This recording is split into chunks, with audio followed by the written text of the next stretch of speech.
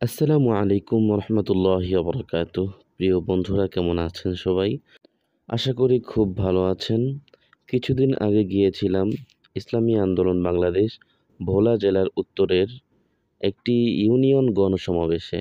এই ইউনিয়ন গণসমাবেশে অনেকেই বক্তব্য রাখেন। এই সমাবেশের সভাপতিত্ব করেন বিশিষ্ট ওয়াইজিন জনাব হজরত মাওলানা নূরে আলম ফয়েজী সাহেব এবং বক্তব্য পেশ করেন ভোলা জেলা উত্তরের ইসলামী আন্দোলন বাংলাদেশের দায়িত্বশীল বৃন্দ।